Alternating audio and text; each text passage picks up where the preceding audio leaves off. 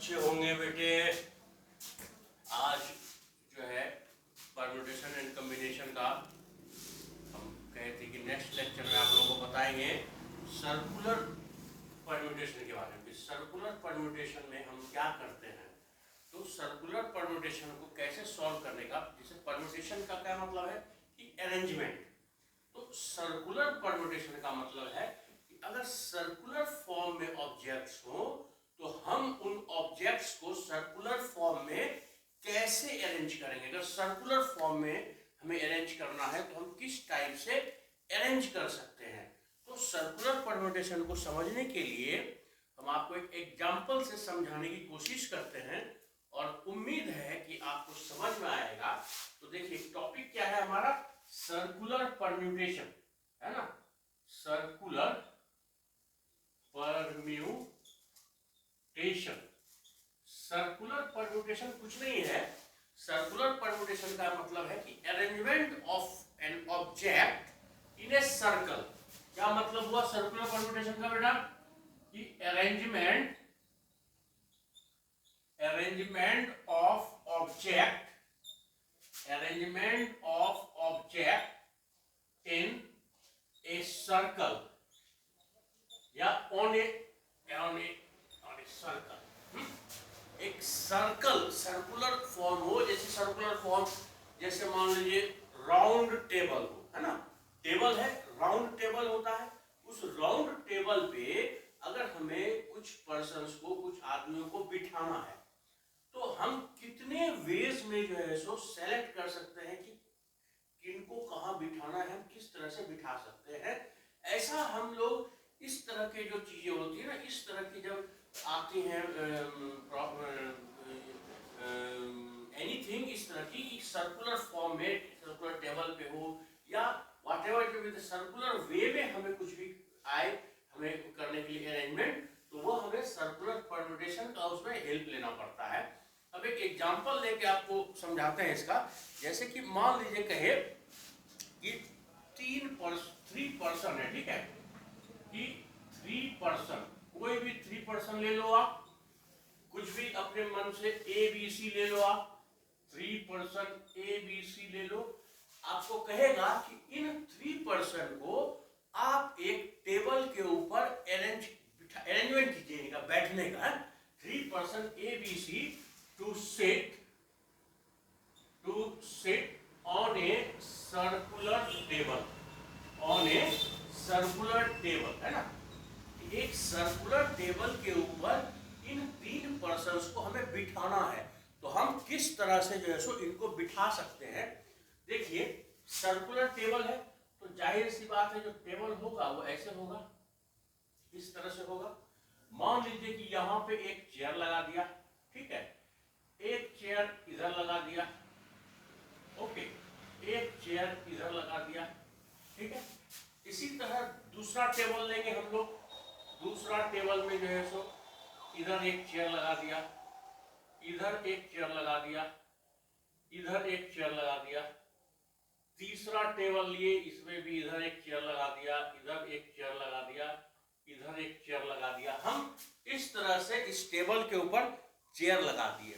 अब देखिए ये ABC 3 पर्सन्स है, इनको इसके ऊपर बिठाना है। मान लीजिए कि यहाँ इस चेयर पे हमने A को बिठा दिया, मान लीजिए A को बिठा दिया, A को ले लिया, A को हमने बिठा दिया। यहाँ इस चेयर पे मान लीजिए हमने जो है सो B को बिठा दिया। हमें इन तीनों को कहीं ना कहीं तो बिठाना है। अब इस पे मान लीजिए यहाँ पे हमने जो है सो C को बिठा दिया, यहाँ हमने B को बिठा लिया, यहाँ हमने A को बिठा लिया, इस तरह से भी हम बिठा सकते हैं। अब मान लीजिए यहाँ पे, अब यहाँ पे हमने B को बिठा दिया, यहाँ पे हमने A को बिठा दिया, यहाँ हमने C को बिठा दिया, इस तरह से बिठा सकते हैं। और भी एक वे है, उस तरह से भी हम बिठा सकते हैं। हम ये 3 टेबल जो है सो एक 3 राउंड टेबल और हम यहाँ पे बना लेते हैं, ठीक है। ये मान लीजिए एक राउंड टेबल हो गया, यहाँ पे एक चेयर, यहाँ पे एक चेयर, यहाँ पे एक चेयर, ठीक है। अब एक और टेबल बना लिया, यहाँ पे एक चेयर, यहाँ पे एक चेयर और यहाँ पे एक चेयर, ठीक है। एक और टेबल बना लिया, है ना, यहाँ पे एक चेयर लगा दिया, यहाँ पे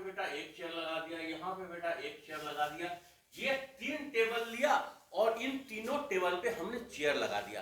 अब मान लीजिए कि यहाँ पे इस टेबल पे हम यहाँ ए को बिठा दें, यहाँ बी को बिठा दें और यहाँ सी को बिठा दें। इसमें हम इस तरह से बिठा दें और इसमें हम इस चेयर में हम सी को यहाँ बिठा दें, सी को यहाँ बिठा दें, ए को यहाँ बिठा दें, बी को यहाँ बिठा दें। इस सेकेंड टेबल पे हम इस तरह से बिठा सकते हैं। अब यह जो तीसरा चेयर बचा है इसमें बी को यहाँ बिठा दें, सी को यहाँ बिठा दें, ए को यहाँ बिठा दें। इन दो तरीकों से हम बिठा तो सकते हैं। अब देखिए यह है आपका सेकेंड जो ऑप्शन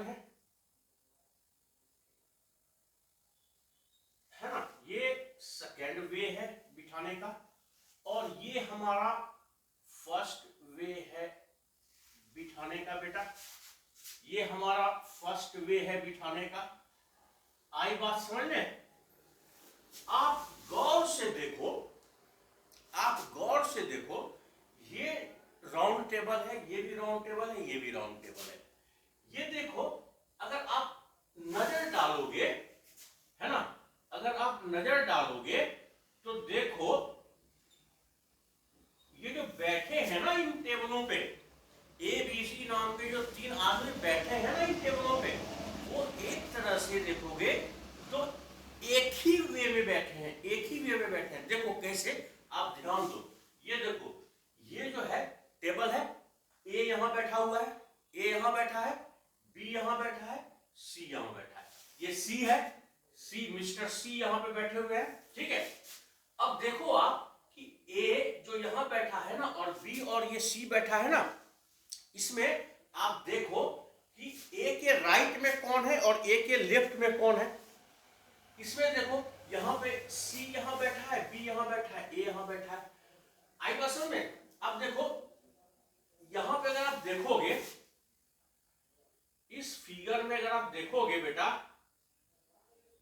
तो देखो अगर ए यहां बैठा है, अगर ए यहां बैठा है तो ए के राइट में कौन है? सी है। ए के लेफ्ट में कौन है? बी है। आई बात समझ में? ए अगर यहां बैठा है तो अगर फेस ए का इस तरफ है तो ए के राइट में सी है, ए के लेफ्ट में बी है। अब देखो ए के लेफ्ट में भी, राइट में सी है।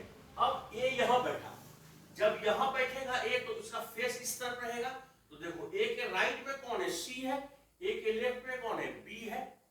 अब यहां देखो, यहां पे जब ए बैठा तो इसका फेस इस तरफ है, तो ए के राइट में कौन? सी है, ए के लेफ्ट में कौन? बी है। इन तीनों ही वेज में अगर आप देखोगे तो ए के राइट में सी है और ए के लेफ्ट में बी है। इन तीनों ही इसमें अगर आप देखोगे तो ए के राइट में राइट टू ए कौन है बेटा? सी है। और लेफ्ट में कौन है? लेफ्ट टू ए कौन है? बी है। ये फिगर नंबर 1 में। ठीक है, अब आप देखो ये फिगर नंबर 2 पे ऊपर आप गौर फरमाओ, ये फिगर नंबर 2 भी हम ये 3 अरेंजमेंट किए हैं, लेकिन आप देखो ये 3 अरेंजमेंट भी सेम है। देखो ए यहां बैठा हुआ है, ठीक है, ए के लेफ्ट में बी है, ए के सी में, ए के राइट में सी है। अगर ए इस तरफ देख रहा है तो ए के लेफ्ट में बी, ए के राइट में सी। ठीक है, अब ए को हमने यहां बिठा दिया, ए को हमने यहां बिठा दिया।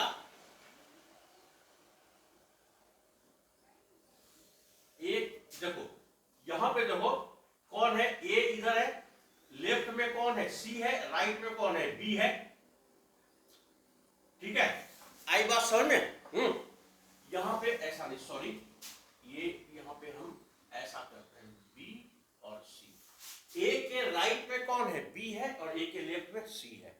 यहां इसमें देखो ए के लेफ्ट में कौन है? सी है और राइट में कौन है? बी है। अगर ए यहां बैठा तो फेस उधर रहेगा, फेस उस तरफ रहेगा, तो लेफ्ट में सी है और राइट में बी है।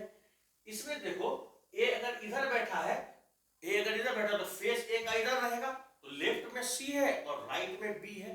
आई बात समझ में? देखो तीनों ही वेज में, तीनों ही सिलेक्शन में ए के राइट में कौन है? ए के राइट में बी है और ए के लेफ्ट में कौन है? सी है। इसमें क्या था? ए के राइट में सी था और लेफ्ट में बी था, और इस फिगर में, इस नंबर 2 फिगर में कि राइट टू ए जो है कौन है, ए के राइट में बी है और लेफ्ट टू ए मतलब बाईं तरफ, ए के बाईं तरफ कौन है, मिस्टर सी है। आई बात समझ में? आपको? मैं उम्मीद करता हूं कि आपको ये समझ में आ रहा होगा जो मैं बता रहा हूं। इस फिगर में ए के राइट में सी और लेफ्ट में बी है। इस फिगर में ए के राइट में बी और ए के लेफ्ट में सी है। ये तीनों ही कंसेक्यूटिव जो अरेंजमेंट है ये सेम है। उसी तरह ये फिगर नंबर 1 का तीनों ही कंसेक्यूटिव अरेंजमेंट जो है वो सेम है। ये पहला वाला तीनों ही आपस में सेम है, ये दूसरा वाला तीनों ही आपस में सेम है। बट ये दो अलग अलग अरेंजमेंट है। ये आपस में दोनों ही अलग अलग अरेंजमेंट है, लेकिन ये तीनों आपस में सेम है और ये तीनों आपस में सेम है। आई बात समझ हम क्या बोल रहे हैं आपको? ठीक है। तो इस केस में अगर आपको ये कहे कि नंबर ऑफ वेज कि आप सर्कुलर फॉर्म में अरेंज कीजिए, तो इसका क्या तरीका होता है? अगर आप इसको लीनियर वे में अरेंज कर रहे होते, ये तीन लोगों को मुझे बिठाना है, अगर मुझे बिठाना है, अगर मैं इसको लीनियर वे में बिठाता तो क्या करता? मैं 3 फैक्टोरियल करता कि नहीं करता? 3 पर्सन को लीनियरली अगर बिठाना है तो 3 फैक्टोरियल। आई बात समझ में? अब यहां पे क्या है, इन 3 पर्सन को सर्कुलर वे में बिठाना है तो क्या हो जाएगा? 3 फैक्टोरियल तो हो गया, ये लीनियरली बिठा दिया, 3 फैक्टोरियल हो गया। आई बात समझ में? बट ये 3 अलग, ये वेज सेम है लेकिन ये 3 है, टोटल 3 है स्टेप्स, तो 3 फैक्टोरियल डिवाइड बाय 3 हो गया। अब ये जो 3 फैक्टोरियल होता है, ये 3 फैक्टोरियल क्या होता है? 3 2 1, ठीक है, और ये 3 है, तो 3 2 1 अगर ये होता है, 3 फैक्टोरियल का मतलब है 3 into 2 into 1 और 3 का मतलब 3, तो आप 3 से 3 यहां कैंसिल हो जाएगा, तो आंसर कितना हो जाएगा? 2 हो जाएगा। क्या आंसर हो जाएगा? 2 हो जाएगा। इस प्रॉब्लम का आंसर क्या हो जाएगा? कितने वेज है? 2 वेज है। Number of ways are 2 to arrange this 3 person in a circular table. तो हम सर्कुलर टेबल पे जब हम इन 3 पर्सन को बिठाने की बात आएगी तो नंबर ऑफ वेज कितने होंगे? 2 वेज होंगे। निकालने का तरीका ये है, अगर सर्कुलर वे में निकालना हो, सर्कुलर अरेंजमेंट करना हो, तो हम क्या करते हैं, जितने हैं पर्सन या ऑब्जेक्ट उतने फैक्टोरियल डिवाइड में उतने ही नंबर से। ठीक है, यह एक तरीका है। यानी यूं कह लो आप कि n फैक्टोरियल, अगर n नंबर है, if n number of person are there and if n person or object, if n number of object have to arrange in a circle by circular permutation, तो वो क्या हो जाएगा? n factorial divide bye n। यहाँ पे 3 persons थे तो 3 factorial divide bye 3, तो n ऑब्जेक्ट हो तो n factorial divide bye n। आई बात समझ में? उम्मीद करता हूं कि ये आपको इजीली समझ में आ गया होगा। ठीक है, अब हम ये नेक्स्ट आपको बताते हैं, इसका नेक्स्ट स्टेप जो है। ठीक है, ये समझ में आ गया होगा मैं यही उम्मीद करता हूं आप लोगों से। अगर ना समझ में आया हो तो प्लीज आप कमेंट बॉक्स में कमेंट करके मुझे बता सकते हैं कि आपको क्या समझ में नहीं आया। तो मैं अपने तरफ से पूरी कोशिश करूंगा कि आपको हर एक चीज अच्छे तरीके से समझ में आए, ताकि आप इस चीज में जो है सो हर चैप्टर में जो है सो आप जो है सो अच्छा जो है सो कमांड बना लो, अपनी पकड़, हर चैप्टर में आप अपनी पकड़ अच्छी बना लो। ठीक है, तो देखिए इसको, इसके आगे जो स्टेप्स हैं सर्कुलर परम्यूटेशन के। Circular permutation means arrangement on a circle, एक सर्कल पे अरेंजमेंट करना, इसी को कहते हैं हम लोग सर्कुलर परम्यूटेशन। जैसे एक हम जो है सो बात करते हैं, देखिए कि मान लीजिए आपको कहता है कि अरेंज 4 पर्सन, अरेंज 4 पर्सन, हाँ, arrange 4 person on a chair, कि 4 पर्सन को आप एक चेयर पे अरेंज कीजिए। ठीक है,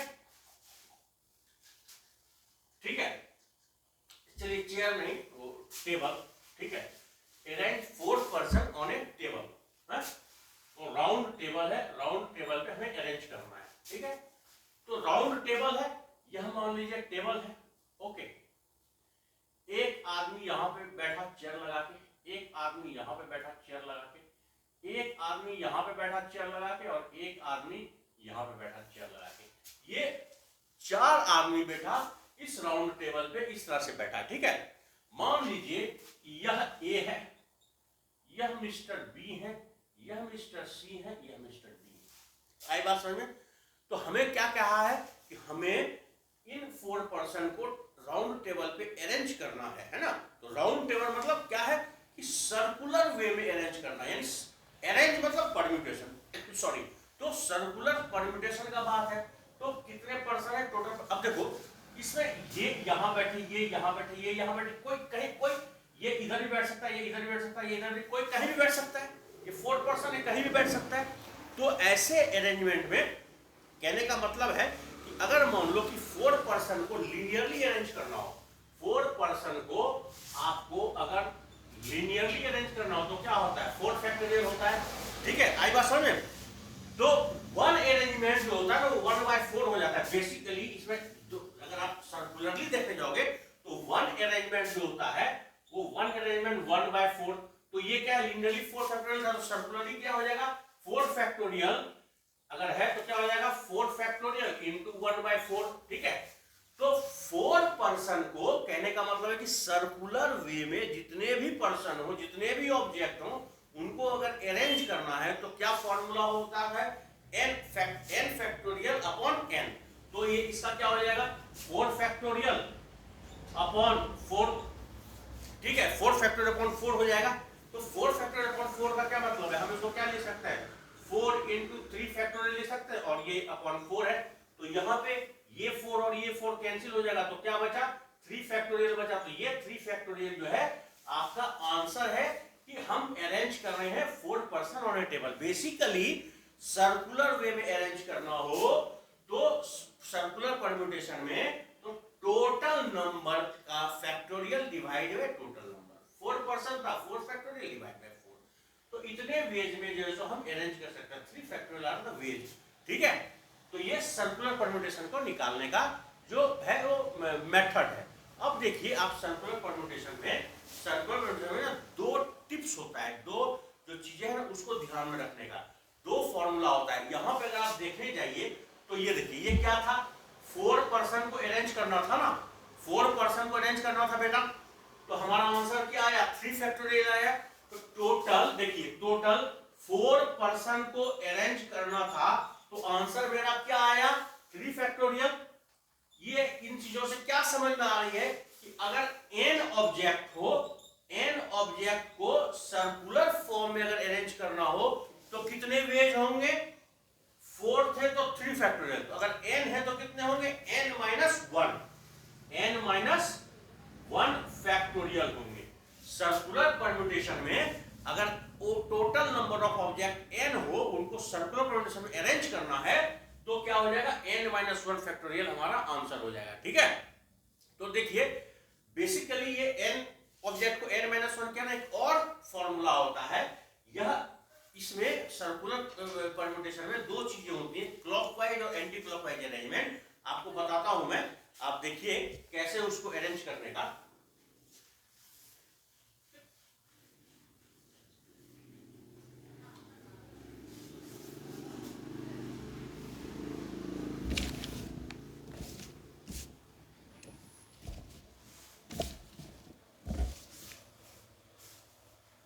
सर्कुलर परम्यूटेशन में अगर n ऑब्जेक्ट को अरेंज करना है हमें तो उसका 2 मेथड होता है, ठीक है। कि n डिफरेंट ऑब्जेक्ट हो, ठीक है। तो नंबर ऑफ सर्कुलर परम्यूटेशन कितने होंगे? If there are n number of objects, then अगर n नंबर ऑफ ऑब्जेक्ट्स हो तो total number of circular permutation कितने होंगे? Then total number of circular permutation, total number of circular permutations will be, कितना हो जाएगा, देखो यह जो है ना दो फॉर्मूला आएगा, यह जो है दो फॉर्मूला आएगा। एक तो आएगा आपका, अभी क्या किया था हमने कि n factorial upon n is equal to n minus 1 factorial, हमारा आंसर आया था अभी 4 factorial divide by 4 equal to 3 factorial आया था ना। तो just same as it is n factorial upon n equal to n minus 1 factorial. जो दूसरा फॉर्मूला होता है, इसी का एक और फॉर्मूला जो होता है वो होता है n minus 1 factorial, n minus 1 factorial divide bye 2। अब इसमें ना ये देखो, ये दो तरह का फॉर्मूला आपको यूज करना पड़ेगा सर्कुलर परम्यूटेशन में, बट ये दोनों फॉर्मूला कौन सा कब यूज करना है ना, इसके कंडीशंस है। जैसे ये है ना, इसमें क्या होता है कि जब क्लॉकवाइज और एंटी क्लॉकवाइज जो है ना अरेंजमेंट जो है आपका डिफरेंट हो, ये कब यूज करने का, when clockwise and anticlockwise arrangement are different. ठीक है, इसमें क्या है कि जब क्लॉकवाइज और एंटी क्लॉकवाइज अरेंजमेंट दोनों ही डिफरेंट हो, अलग हो, एक ना हो। यानी इधर से क्लॉकवाइज क्या होता है, घड़ी की दिशा ऐसी चलती है, और एंटी क्लॉकवाइज इस तरह से। यानी इस तरह से अगर हम काउंट करें, इस तरह से अगर हम अरेंजमेंट देखें, और इस तरह से अगर हम अरेंजमेंट देखें, अगर वह डिफरेंट है, अगर वो सेम नहीं है, तो क्या फॉर्मूला यूज करेंगे, n माइनस 1 फैक्टोरियल। लेकिन अगर मान लीजिए कि clockwise and anticlockwise and anticlockwise arrangement are same, अगर क्लॉकवाइज और एंटी क्लॉकवाइज अरेंजमेंट सेम हो तो ये फॉर्मूला यूज करते हैं n माइनस 1 फैक्टोरियल अपॉन 2। अगर क्लॉकवाइज एंटी क्लॉकवाइज अरेंजमेंट ना हो, सेम मतलब डिफरेंट हो, तो n माइनस 1 फैक्टोरियल, और अगर सेम हो तो n माइनस 1 फैक्टोरियल अपॉन 2।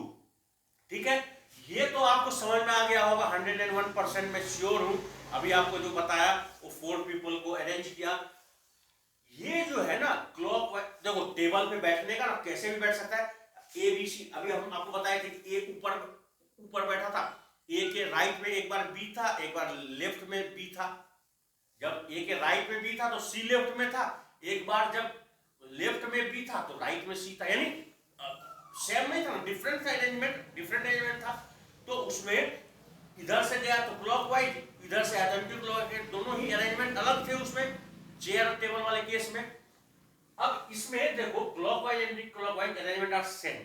किस इसमें एंटी क्लॉकवाइज और क्लॉकवाइज कब सेम हो सकते हैं, वो मैं आपको एक सिंपल फॉर्मूला लेके बताता हूं। ठीक है, सॉरी एग्जांपल लेके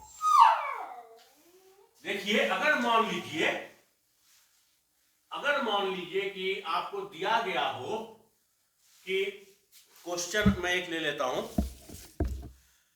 दोनों ही उसमें कवर हो जाएगा, आप समझने की कोशिश कीजिए। कह रहा है question, how many 4 boys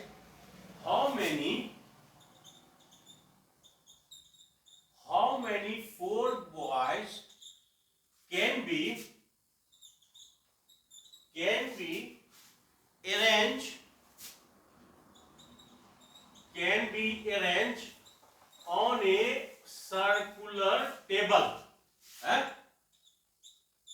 4 boys को सर्कुलर टेबल पे अरेंज करना है, कितने वेज हो सकते हैं। देखिए टेबल पे आ गया अरेंजमेंट, तो अभी हम क्या बोले थे आपको कि जब क्लॉकवाइज और एंटी क्लॉकवाइज डिफरेंट हो अरेंजमेंट, तो क्या यूज करते हैं हम लोग, n factorial upon n minus 1, sorry n factorial upon n।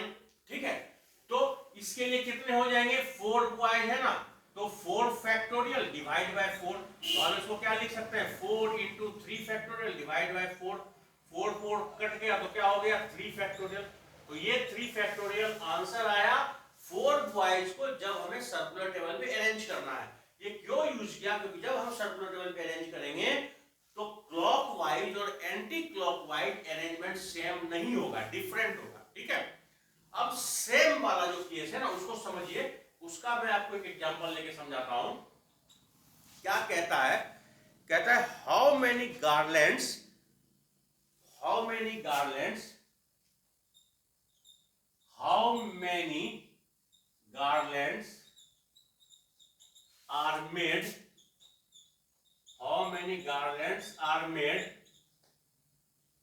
by 4 flowers, है कि by using 4 flowers, by using 4 flowers, garlands मतलब माला, garlands मतलब माला, कह रहा है कि कितने मालाएं बन सकते हैं 4 flowers अगर आपके पास हो तो, है ना। अब माला अगर हमें बनाना है तो हम क्या करते हैं, उसको धागे से जो पिरोते हैं, धागे में जो है उसको सुई और धागे से लेकर के हम उसमें जो फूल को डालते हैं। आई बात की समझ में। अगर मान लीजिए 4 फ्लावर्स है, 4 फ्लावर्स को कैसे हम जो है कितने बना सकते हैं, तो अगर हमें 4 फ्लावर्स लेकर के माला बनाना है तो देखिए माला क्या होता है, माला भी गोल होता है, सर्कुलर होता है, सर्कल के फॉर्म में होता है। अगर मान लीजिए यह एक माला है बेटा, ठीक है, यह एक माला है, ठीक है, आई बात समझ में। अब मान लीजिए इस माले में आपने यहाँ पे एक फूल रखा, यहाँ पे एक फूल रखा, यहाँ पे एक फूल रखा और यहाँ पे एक फूल रखा। मान लीजिए यह फूल 1 नंबर का जो है वो रेड कलर का है, 2 नंबर का जो है वह ब्लू कलर का है, या 3 नंबर का जो है वह येलो कलर का है, और यह 4 नंबर का जो है वो ग्रीन कलर का है। यह 4 कलर्स यहाँ पे रखे हुए हैं, या व्हाइट कलर ले लीजिए आप, कोई बात नहीं चलेगा, व्हाइट कलर ले लीजिए, है ना। 1 2 3 4 4 कलर के जो है सो फ्लावर हमने लिए। आप समझ में आया आपको कि हम 4 फूल को कैसे अरेंज करके माला बना सकते हैं। एक फूल को यहाँ रखा, दूसरे को इसके बगल में, तीसरे को यहाँ, चौथे को यहाँ। पहला वाला फूल जो है वो रेड कलर का, दूसरा वाला ब्लू कलर का, तीसरा येलो, चौथा व्हाइट। आई बात समझ में। अब आप गौर कीजिएगा इसके ऊपर कि अगर हम इस माले को पलट दें, इस माले को पलट दें, पलटने का मतलब समझते हो ना, ये माला है मेरे हाथ में, है ना, ये माला है, इसको हम घुमा दें, पलट दें, इस माले को हम पलट दें, पलट के तो लटका सकते हैं। अभी माला यूं समझ लीजिए कि माला यूं लटका हुआ है, यह माला यूं लटका हुआ है। अब हम इस माले को निकाले, इसको पलट के लटका दिए। अगर हम इसको पलट के लटका देंगे तो माला कैसा हो जाएगा, यह माला यहाँ पे, यहाँ पे, यहाँ पे, यहाँ पे, ये देखिए यहाँ पे जो है 4 नंबर आ जाएगा, यहाँ पे जो है 2 नंबर आ जाएगा, यहाँ 1 नंबर और यहाँ पे 3 नंबर। तो देखिए पोजीशन तो सेम रहा, पोजीशन तो सेम रहा ना, जो जहां था वो वही है, हम सिर्फ पलट दिए, उसको सिर्फ पलट दिए। ये जो था, ये देखिए ये 1 4 3 2, ये 1 4 3 2 क्या है, घड़ी की दिशा ऐसे चलती है, घड़ी की दिशा ऐसे चलती है क्लॉकवाइज, ठीक है, 1 4 3 और 2। और एंटी क्लॉकवाइज कैसा होता है, ऐसा होता है यूं, ये रहा एंटी क्लॉकवाइज। तो एंटी क्लॉकवाइज भी देखिए ये 1 4 3 और 2, एंटी क्लॉकवाइज 1 4 3 2, क्लॉकवाइज देखिए 1 4 3 2। क्लॉकवाइज और एंटी क्लॉकवाइज सेम है बेटा, ये क्लॉकवाइज डायरेक्शन, ये एंटी क्लॉकवाइज डायरेक्शन, दोनों ही डायरेक्शन में हमारा जो पाथ है देखिए सेम है, 1 4 3 2, यहाँ पे भी 1 4 3 2। तो हम क्या बताए थे आपको कि अगर मान लीजिए कि ऐसा अरेंजमेंट, ऐसा सर्कुलर अरेंजमेंट करना हो कि जिसमें क्लॉकवाइज और एंटी क्लॉकवाइज सेम हो, तो कौन सा फॉर्मूला हम यूज करते हैं, n-1/2। ये 4 फ्लावर्स है, तो 4 फ्लावर्स है अगर, तो 4 फ्लावर्स मतलब 4 - 1/2 है, 4 - 1/2। आई बात समझ में, 4 - 1 फैक्टोरियल बाय 2, क्यों, क्योंकि फॉर्मूला क्या है हमारा, n-1 फैक्टोरियल डिवाइड बाय 2। तो n-1 total number of flower कितने हैं, 4 है, उनमें से 1 माइनस करना है, 4 - 1 डिवाइड बाय 2। तो ये क्या हो जाएगा, 3 फैक्टोरियल डिवाइड बाय 2। और ये जो 3 फैक्टोरियल है, ये 3 फैक्टोरियल है, हम उसको क्या लिख सकते हैं, 3 2 1 लिख सकते हैं, लिख सकते हैं ना। तो आप सॉल्व करके जो सोचो हो गया आंसर, ये 3 फैक्टोरियल बाय 2 जो है ये आपका आंसर आ गया। आई बात समझ में। तो इस तरह से हम लोग सर्कुलर परम्यूटेशन में अरेंजमेंट करते हैं। सर्कुलर परम्यूटेशन में जो दो मेन टाइप के अरेंजमेंट है जिनमें डिफरेंस आता है, जिनमें हमें फॉर्मूला अलग लगाना पड़ता है, वो दो है। एक तो ये कि जब क्लॉकवाइज और एंटी क्लॉकवाइज डिफरेंट हो और जब क्लॉकवाइज और एंटी क्लॉकवाइज सेम हो, तो दो फॉर्मूला है। एक तो हो गया आपका n फैक्टोरियल अपॉन n और दूसरा इसमें हो गया n-1 फैक्टोरियल अपॉन 2, है ना।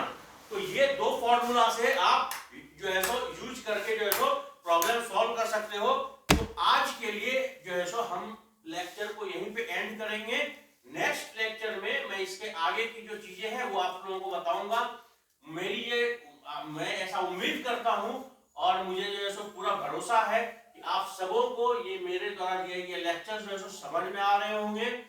अगर ना समझ में आ रहे हैं तो आप हमें जो है सो बता सकते हैं, और अगर आपको समझ में आ रहा है तो यह मेरा जो है सो आप लोगों से तहे दिल से जो है सो रिक्वेस्ट है कि इस मेरे द्वारा दिए गए लेक्चर को जो है सो आप लोग लाइक करें, इस चैनल को सब्सक्राइब करें, अपने दोस्तों को, अपने मित्रों को बताएं, ताकि मेरे द्वारा दिए गए लेक्चर्स को कुछ और लोग भी देख सकें और मेरे इस चैनल को लाइक करने का उन्हें भी मौका मिले। तो चलिए आज के लिए इतना ही। आप सबों का दिन शुभ हो, आप सब अच्छे से पढ़ें, मस्त रहें, खुश रहें, सब जो है सो एंजॉय करें लाइफ में। Wish you all the best.